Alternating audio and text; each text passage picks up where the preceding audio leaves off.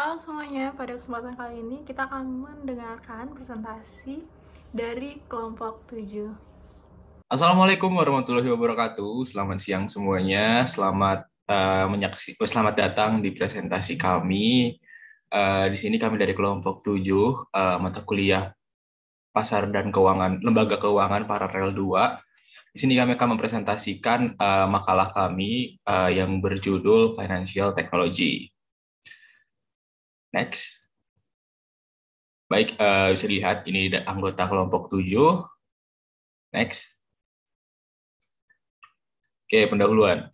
Tidak ada yang bisa memungkiri bahwa saat ini gelombang revolusi dalam teknologi digital terus berlangsung. Kemajuan yang dianggap sebagai disrupsi inovatif tersebut telah mengubah wajah dunia melalui cara-cara melakukan interaksi sosial dan hubungan personal. Seandainya boleh dibandingkan, kemajuan digitalisasi ini berjalan lebih cepat daripada perkembangan sektor lain. Secara lebih ekstrim, dapat dikatakan bahwa dewasa ini jumlah orang yang memiliki telepon seluler atau ponsel mungkin jauh lebih besar daripada mereka yang memiliki akses terhadap listrik atau air bersih. Penetrasi atau difusi gelombang teknologi digital telah merangsek masuk hampir ke semua aspek kehidupan dan ekonomi masyarakat dunia, seperti transportasi, kesehatan, pendidikan, retail, hotel, dan bahkan keuangan. Bagi sektor keuangan, inovasi teknologi sebenarnya bukan merupakan fenomena baru, karena antara teknologi dan keuangan memiliki sejarah simbiosis yang panjang. Sehingga secara inherent, teknologi keuangan atau financial technology, atau yang lebih populer dengan sebutan fintech, juga merupakan pengembangan baru bagi industri jasa keuangan. Meskipun demikian, intensitas pembahasan dan kajian tentang keterkaitan keduanya cukup tinggi akhir-akhir ini. Terutama karena penetrasi fintech yang sangat cepat, isu tersebut juga menjadi perhatian banyak pihak pada berbagai level di Indonesia, baik di kalangan pengambil keputusan, akademisi, dan praktisi bisnis, keuangan, maupun di tingkat publik atau masyarakat sebagai konsumen atau pengguna fintech. Next. Selanjutnya, pengertian fintech. Sebenarnya apa sih itu fintech? Dalam sejumlah literatur ditemukan beragam definisi tentang fintech. Secara umum dan dalam arti luas, fintech merujuk pada penggunaan teknologi untuk memberikan solusi-solusi keuangan. Lalu lebih secara spesifik, fintech didefinisikan sebagai aplikasi teknologi digital untuk masalah-masalah intermediasi keuangan. Nah, dalam pengertian yang lebih luas, fintech didefinisikan sebagai industri yang terdiri dari perusahaan-perusahaan yang menggunakan teknologi agar sistem keuangan dan penyampaian layanan keuangan lebih efisien. Fintech juga didefinisikan sebagai inovasi teknologi dalam layanan keuangan yang dapat menghasilkan model-model bisnis, aplikasi, proses, atau produk-produk dengan efek material yang terkait dengan penyediaan layanan keuangan. Nah, fintech ini terdiri dari aktivitas-aktivitas yang dapat diklasifikasikan ke dalam 5 kategori. Yang pertama itu adalah pembayaran, transfer, clearing, dan penyelesaian, atau yang biasa dalam bahasa Inggrisnya disebut payment, clearing, and settlement. Aktivitas ini terkait erat dengan pembayaran mobile, baik oleh bank atau lembaga keuangan non-bank, dompet elektronik atau digital wallet seperti yang sudah kita ketahui, GoPay, OVO, ShopeePay, dan lain-lain, dan mata uang digital atau digital currencies. Dan penggunaan teknologi kasbook atau buku besar terhadap distribusi atau distributed ledger technology atau DLT untuk infrastruktur pembayaran. Model-model ini bertujuan untuk meningkatkan inklusi keuangan atau financial inclusion dan memastikan akses konsumen yang lebih besar pada layanan jasa pembayaran serta memastikan berfungsinya sistem pembayaran dengan baik. Model ini juga dapat berkontribusi pada pengelolaan sejumlah besar transaksi serta transfer dan settlement besar antar lembaga keuangan. Yang kedua, deposito, pinjaman, dan penambahan modal. Inovasi fintech yang paling umum di bidang ini adalah crowdfunding dan platform pinjaman P2P atau peer-to-peer secara online. Bisa dibilang ini seperti kalau misalnya teman-teman tahu kitabisa.com. Nah, itu juga masuk dalam financial technology. Dan DLT. Aplikasi ini terkait erat dengan intermediasi keuangan. Lalu yang ketiga adalah manajemen risiko atau risk management. Perusahaan fintech yang berpartisipasi dalam sektor asuransi atau insurtech berpotensi mempengaruhi tidak hanya pemasaran dan distribusi asuransi, melainkan juga underwriting, penetapan harga risiko, dan klaim penyelesaian. Manajemen risiko juga memperhatikan komitmen dan registrasi jaminan dan penjaminan dalam operasi kredit. Kan sekarang sudah banyak ya asuransi-asuransi itu sudah memakai aplikasi untuk sistem klaim ataupun pendaftaran ataupun penghitungan-penghitungan biaya asuransinya.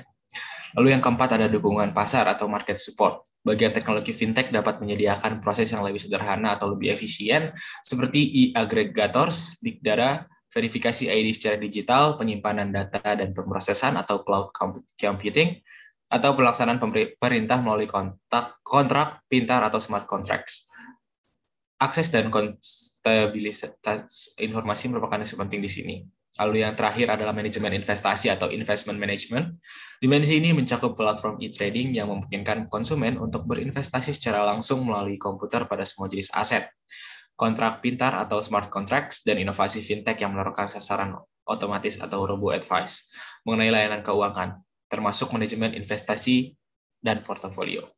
Sekian yang dapat saya sampaikan, dilanjutkan oleh teman saya. Terima kasih. Selanjutnya ada sejarah fintech, yaitu pada tahun 1886 saat ada evolusi perangkat transportasi dan komunikasi.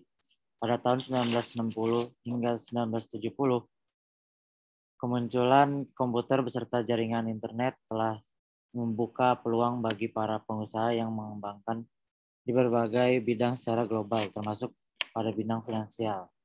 Selanjutnya pada tahun 1980, perbankan dunia pun ikut memanfaatkan sistem pencatatan data yang aksesnya lewat komputer. Kemudian di tahun 1990, perkembangan internet semakin membaik berkat munculnya beberapa saham online yang memberi kemudahan calon investor untuk menanamkan modal.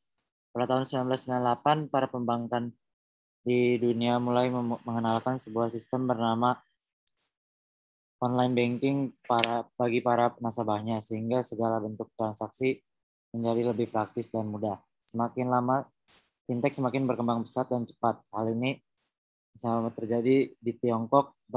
Perkembangan fintech mulai ada di Tiongkok pada tahun 2011. Selanjutnya ada manfaat dari fintech. Yang pertama ada transaksi keuangan jadi lebih mudah. Hal ini tidak perlu lagi ke bank untuk melakukan transaksi, bisa melalui smartphone.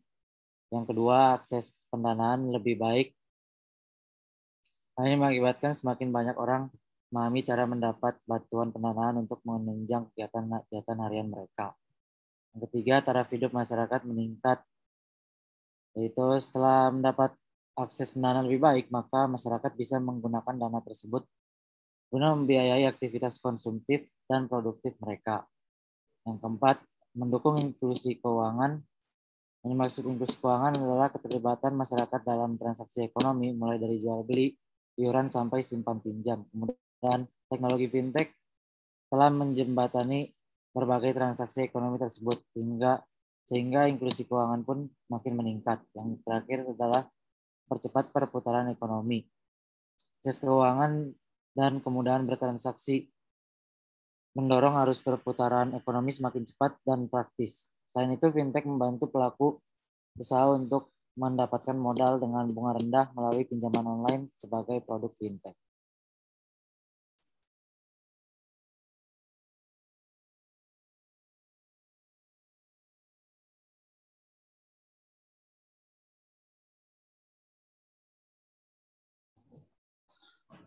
Oke, baik. Di sini ada jenis dan mekanisme fintech. Yang pertama itu jenisnya ada peer-to-peer, lending, and crowdfunding.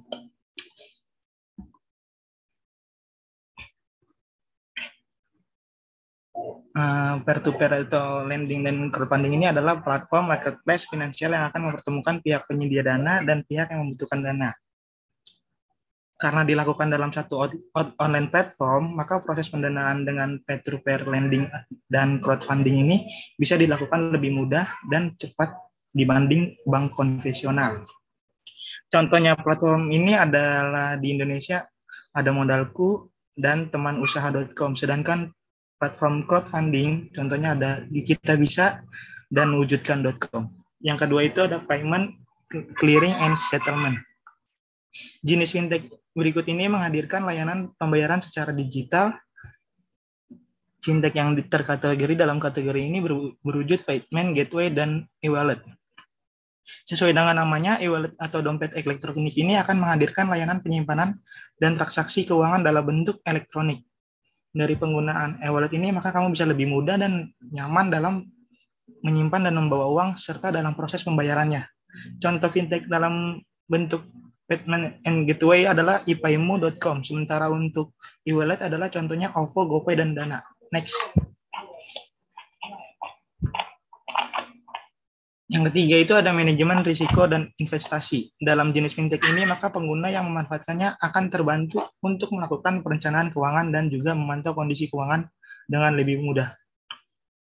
Tidak hanya itu, dengan jenis fintech ini kamu juga akan dibantu untuk mendapatkan produk investasi yang paling tepat.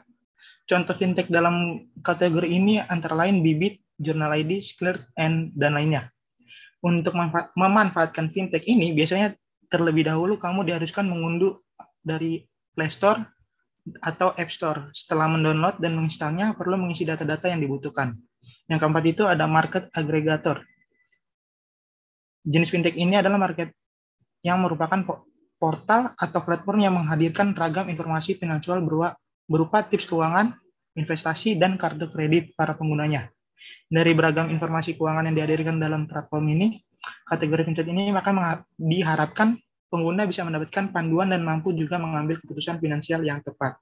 Contohnya itu ada di kreditgogo.com, cekaja.com, dan asuransi88.com. Sekian dari saya dan akan dilanjutkan oleh teman saya. Oke, selanjutnya ada perkembangan vintage di Indonesia, di mana perkembangan vintage di Indonesia ini terjadi sejak tahun 2006. Namun, perusahaan vintage Indonesia baru memperoleh kepercayaan masyarakat sejak berdiri Asosiasi Vintage Indonesia pada September 2015. Jadi selama tahun 2006 sampai dengan 2017, jumlah perusahaan vintage di Indonesia sudah mengalami pertumbuhan sebesar 78%. Pada 2017 tercatat 165 perusahaan vintage terdaftar di OJK, Otoritas Jasa Keuangan ya. Terus termasuk pula bank negeri, swasta yang merilis layanan vintage khusus nasabahnya. Next. Nah, di sini ada kita lihat perkembangannya dari 2006 itu ada 16 perusahaan. Nah, sebelum 2006 ini ada yaitu di 2004 sebenarnya udah ada vintage di Indonesia yaitu sekitar 4 perusahaan dan baru berkembang di 2006-2007 ini pada menambah sekitar 12 perusahaan ya jadi 16 perusahaan dan dari 2006 ke 2010 itu 2010-2011 ya itu ada 20 jadi 25 perusahaan, ada 9 perusahaan bertambah dan selanjutnya ada 15 perusahaan bertambah di 2013-2014 dan akhirnya di 2016-2017 itu ada 165 perusahaan. Dan dengan tambahnya pelaku ini mempengaruhi pertambahan model vintage pada tahun 2016 di Indonesia. Jadi waktu itu sudah terdapat 9 model pembiayaan alternatif online, di mana itu ada peer-to-peer business lending, peer-to-peer customer lending, peer-to-peer real estate lending, dan sebagainya ya. Dan dengan bertambahnya jumlah perusahaan dan jenis model pembiayaan, di tahun 2016 merupakan tahun yang istimewa bagi aktivitas vintage di Indonesia. Bahkan Indonesia dikatakan sebagai salah satu negara di kawasan Asia Pasifik dengan laju pertumbuhan pasar tertinggi dalam layanan vintage di Asia Pasifik ya. Mungkin sekian dari kelompok kami, kurang lebihnya mohon dimaafkan. Wassalamualaikum warahmatullahi wabarakatuh. Karena pemaparan materi telah selesai disampaikan oleh kelompok 7, maka selanjutnya adalah sesi tanya jawab. Bagi teman-teman yang ingin mengajukan pertanyaan, dapat menuliskan pertanyaannya pada kolom komentar. Dengan berakhirnya sesi tanya jawab tadi, maka berakhir pula lah presentasi dari kelompok 7. Terima kasih bagi teman-teman yang telah berpartisipasi dan mohon maaf apabila ada kesalahan kata dari kelompok 7. Saya tutup. Wassalamualaikum warahmatullahi wabarakatuh.